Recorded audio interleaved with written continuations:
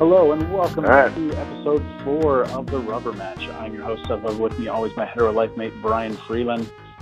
I'm still here. We are starting again. We had a little technical issue, but for those new people, we play NHL 94 Rewind every week, best 2 out of 3 or 3 out of 5 if the mood grabs us, and whoever wins the most games wins the show. Let's do it. All right. Here we go.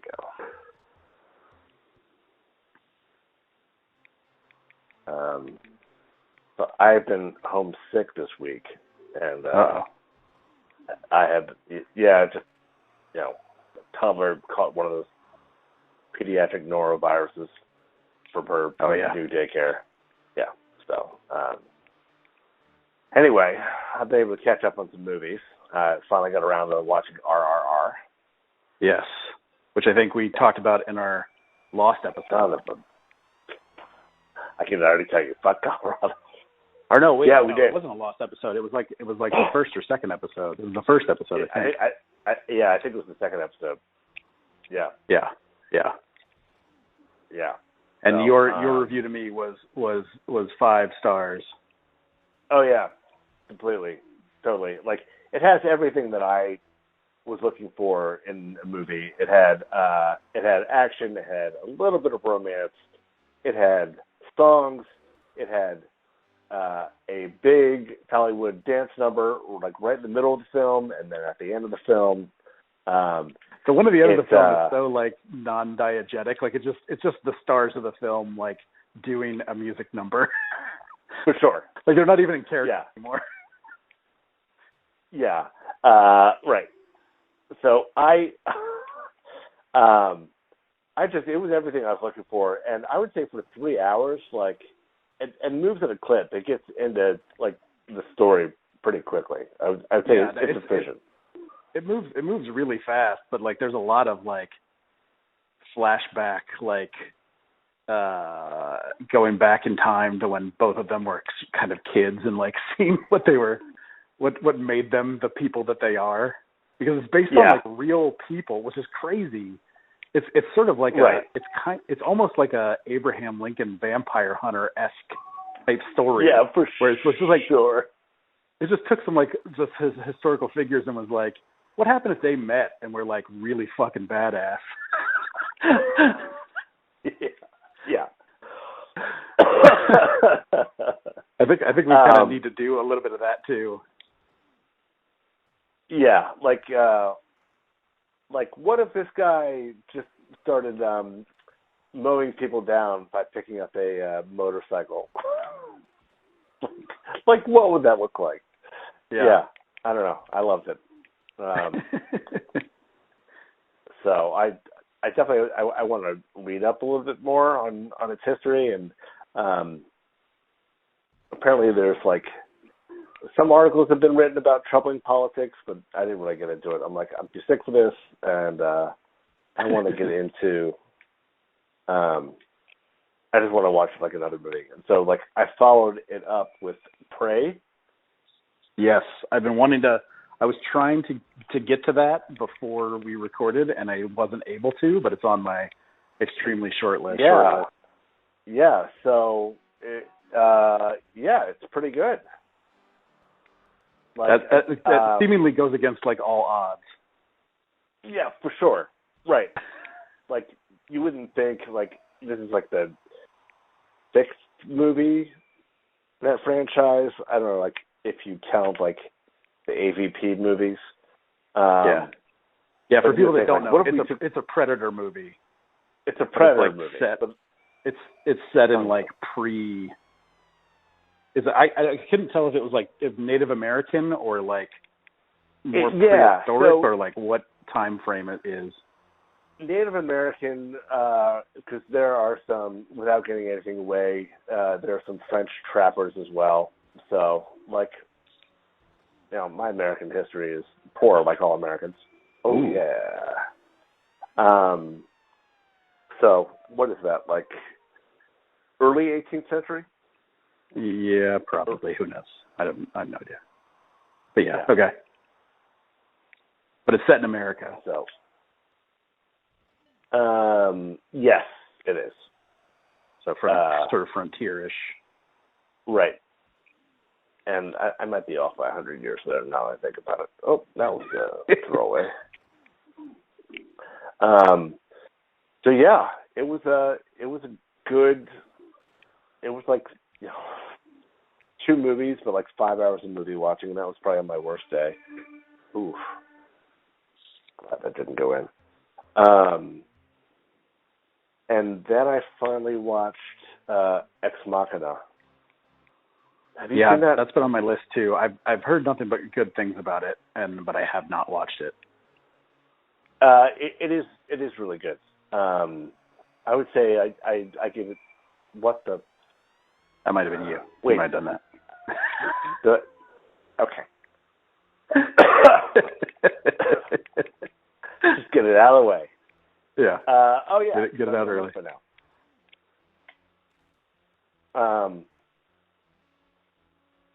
Yeah. So I would say it is really good. It's pretty thought provoking.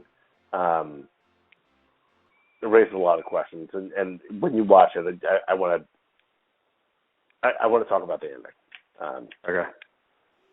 So, and then last night I watched The Broken Circle Breakdown.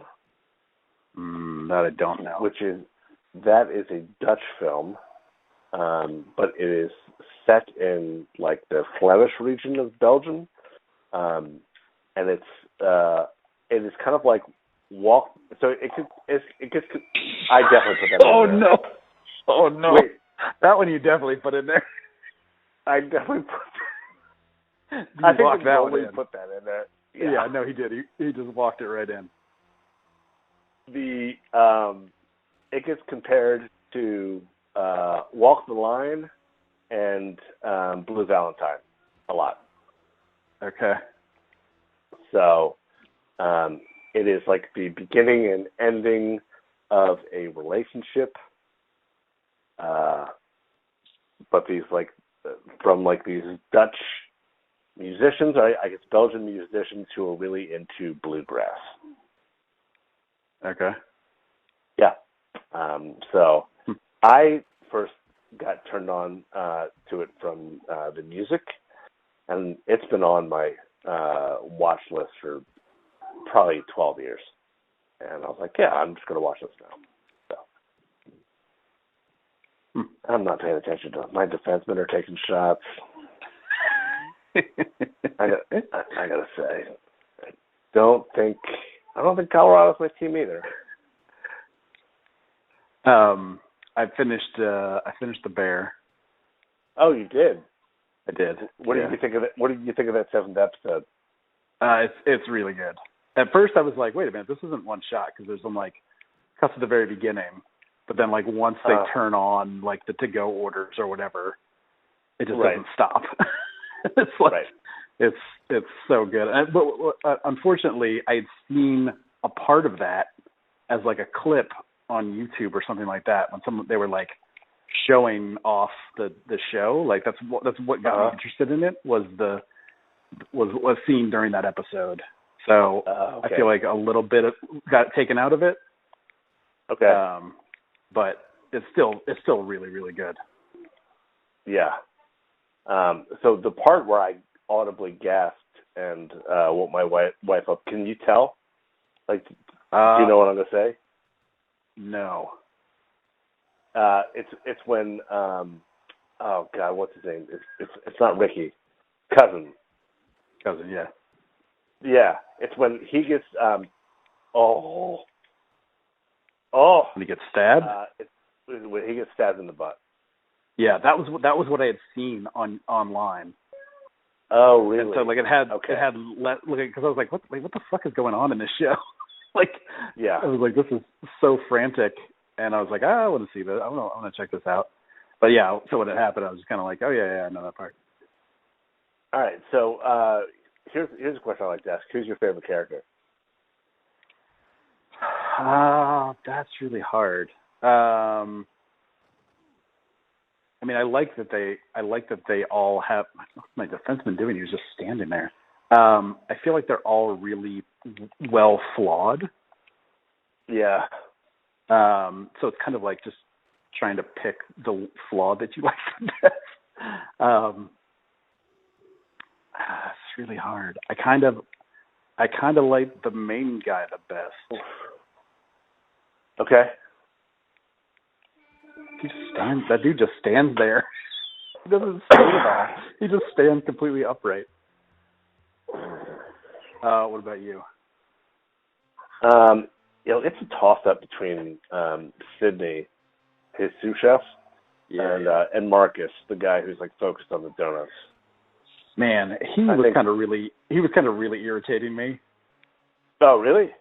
Like I understood the want, but like I totally was okay with what I can't remember the main dude's name now. What Bear did to him during that episode. Like he apologized for it, but like he told him before that if he caught him doing that shit again, he slipping on his job, it was done. Right. No, and I it's completely understandable. Yeah, like I need a hard snapshot of that, but he definitely went off on it, but I was like totally justified, man. Like, you see what's happening right now? You picked the worst day to do that. Yeah. So I don't know. How did you feel about the ending? Like, it was a little too neat, too even. I didn't fully understand why he was taking money out only to put it in cans of tomato. Like, why borrow money only to put it in cans of tomatoes? That's what I don't know. Yeah. And like, did they have enough then to like pay off the debt? I think the idea so. that they're just going to like open the restaurant and that they know is going to be successful to pay and then pay off the debt that way. But like, wouldn't Oliver Platt be like, where'd you get the money from? Right.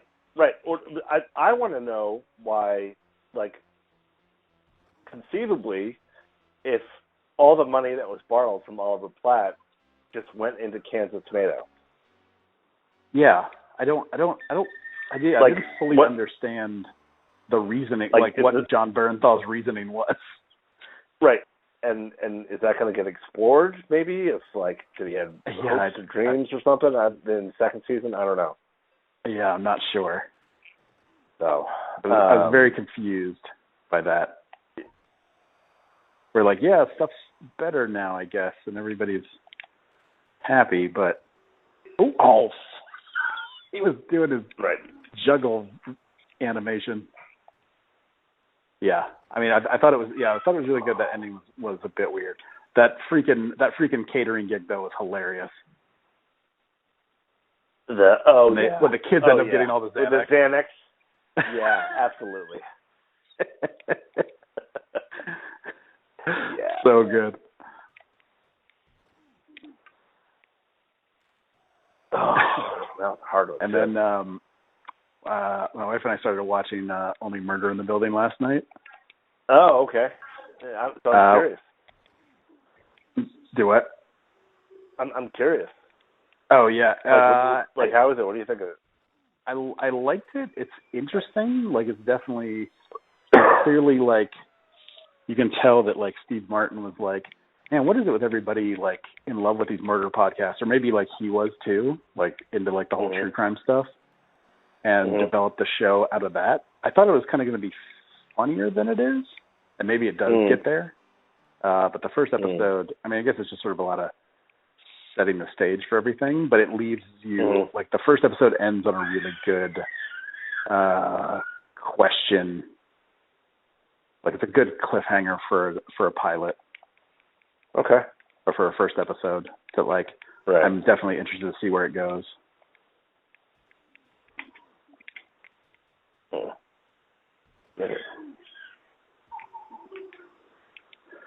But we, I think that's all that I probably watched this week.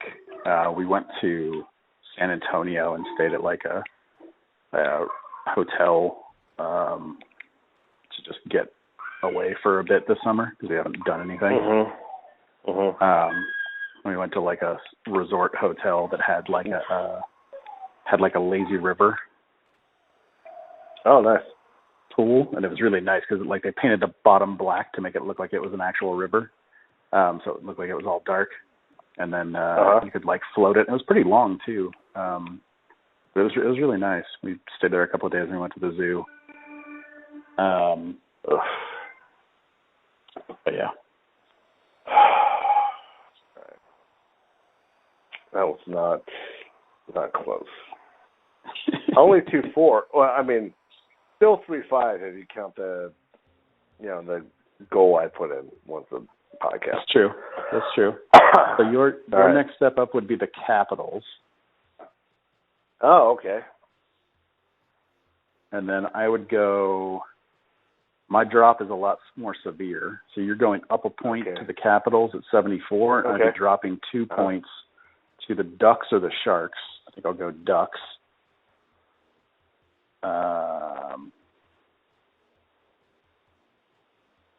No longer affiliated with Disney. Oh, really? Yeah. They sold them a while ago.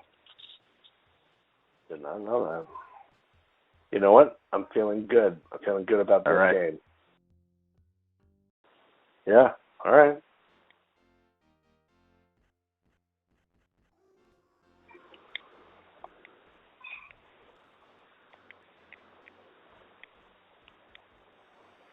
Oof. Who's my dude on this team? Ovechkin? Ovechkin, yeah, your center. Yeah. All right. Oh, man, that pass is on. Yeah, so the hotel was good. I brought the Switch. They have like a mobile dock that I got that's like awesome. Like if you have a Switch, I highly recommend it. I'll have to look at the name of it, but it's basically it just looks like a plug. Okay. And then it has an HDMI out, a USB in, and the cord that you charge your, I guess it's a USB-C, like the round one. Okay. Charge your controllers with. Nice. And so like that one, with that you can like plug it into a wall, connect your Switch to it with that cable, and then run an HDMI cable from that to the TV, and you can put your Switch up on any TV without the dock. Oh, sweet. Okay. Yeah. So like it was perfect. Like I could set it up on the hotel room TV, and we like played Mario Party and Mario Kart after the zoo, and everybody was tired and grumpy. Oh, because I bought Mario Kart, and we've been playing that now, which I've never really been big into Mario Kart, so I'm kind of learning all of the ins and outs of Mario Kart now. Yeah, I. Oh no! Oh! Get it the fuck out of there! Oh man.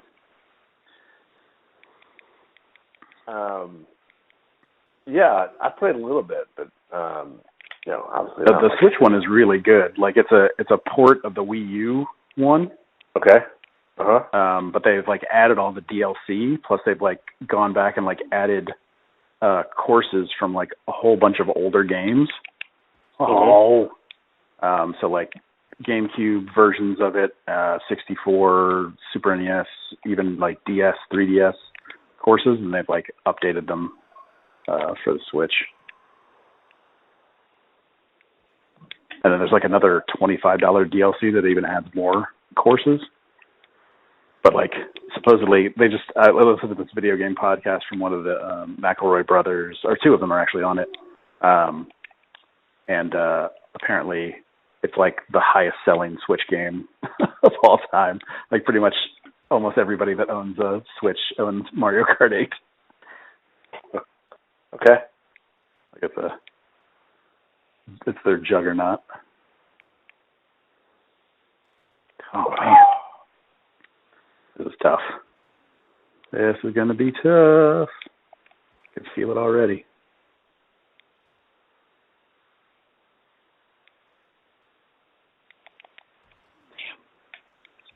last shot. Right? Yeah. Nope. Oh. It's right there. Yeah. Damn.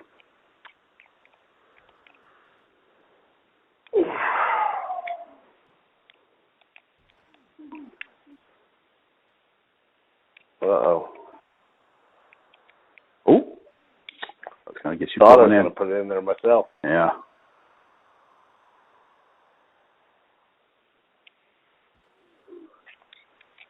Oh, God damn it. Needs to be more central. You can't do that from the side. It's like real hard to do it from the side.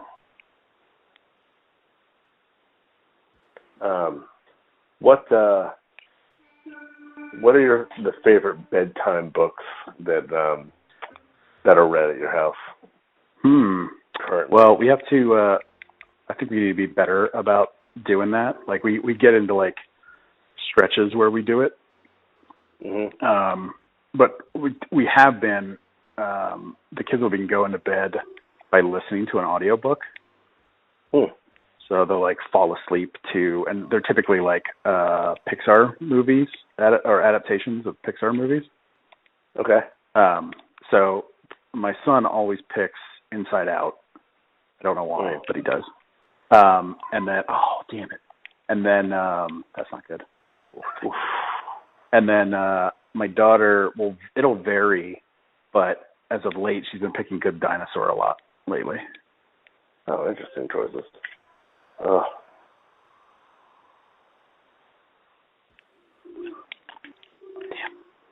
Damn. Oof. Wide open. I'm going to grab that.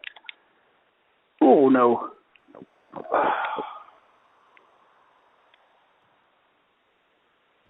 Oh, he fell down. I hit him. Oh, damn.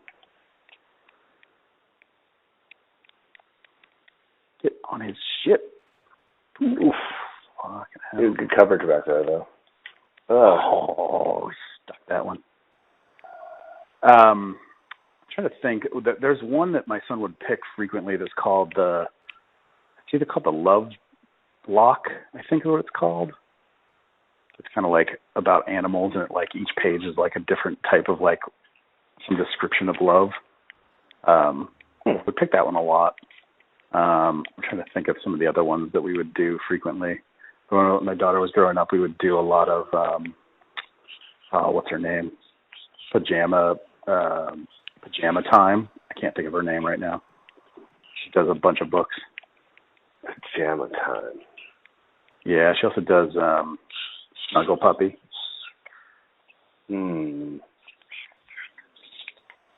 Oh, can't say I know that one. Ugh. Yeah. All right. You have go-tos that you're just tired of reading now? Yeah. So the ones we get tired of reading was a Raya and the Last Dragon book that had to be retired, and then when we first watched that Molly Lou Melon. My son was absolutely terrified of that movie. Really? Well, like it was mainly the point where like whatever the black stuff is called. Oh yeah, the like he was most concerned about he loves roly-polies. Okay. And so there was a point where like the roly-poly, he thought the roly-poly was in danger, but it wasn't really. I think it was just somewhere else, and he got really upset about it being in danger. Okay. Yeah. So Tuk. Yeah. Yes. Yeah. Yeah. My daughter actually found a plush Tuk at Target. She had like a little bit of spending money. She found it for like, it was like $3 or $4. Like it was on clearance, and it like rolls into a ball, and you can like, it's got it was way cheaper than I thought it should be. And I was like, really? That was a good find. Oh, motherfucker. It's right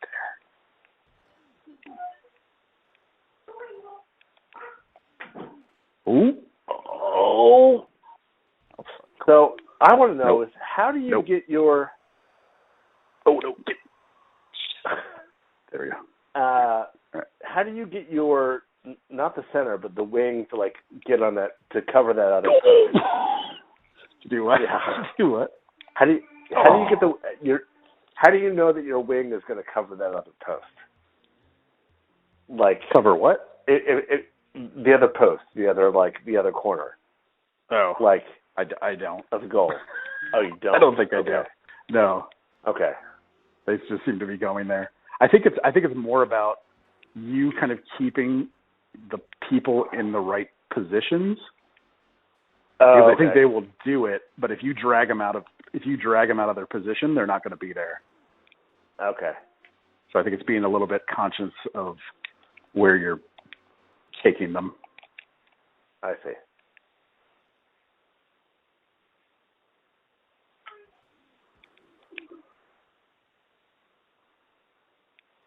Oh, fuck it.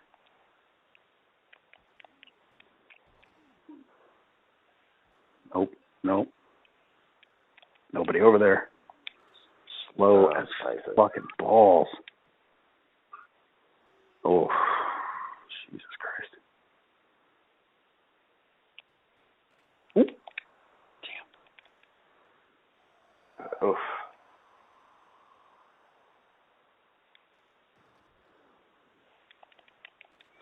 Oh, see, that's what I mean. That's what I mean.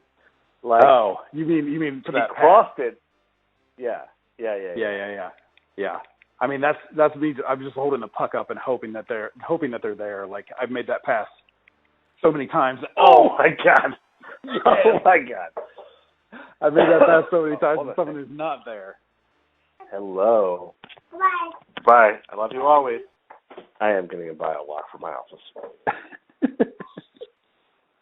should have done it a while ago, but she's very adept at removing locks now. So,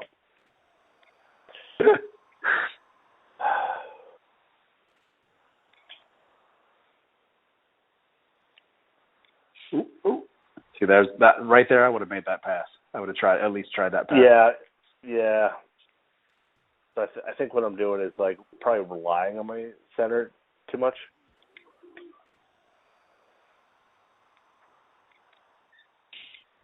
Mm-hmm. Oh, damn.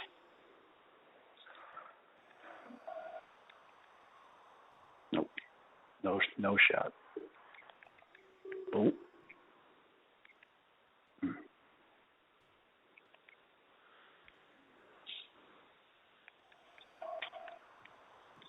See, there was nobody there. That's the problem I had. Mm. There was nobody there on that left side. So I just passed to nobody. I mean, if anything, I would probably bring it up with one of my wings and look for Ovechkin in the middle. Okay.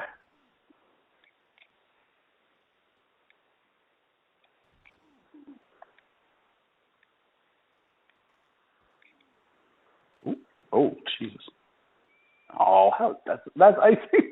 That was another side of the blue line. That's icing. All right. I don't know what icing means. I still don't. I never have. I thought I had to cross two lines. But I am mistaken. It's one of those, oh, Jesus Christ. It's one of those offside type rules where you think you know it and then it just fucking changes on you. Oh.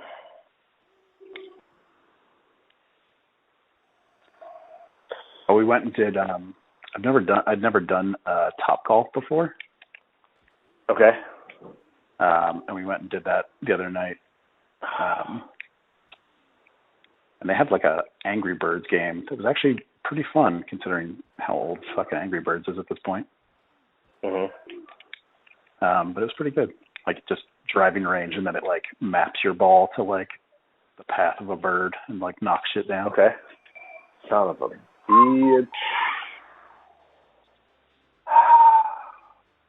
Oh man. 53 seconds left. I don't think it's worth the money overall, like to glorify driving range, but It's not bad. Like for experience. Yeah, they'll need to do it again. It's like a grown-up like Dave and Buster's, right? Kind of, but it's just all driving range focused. Right. Man, that might have been the closest one we've had, huh? That one was that first period into the second period was the toughest that I've had to play for sure. Yeah. I felt like I earned that win. That was very difficult. I go hard every week.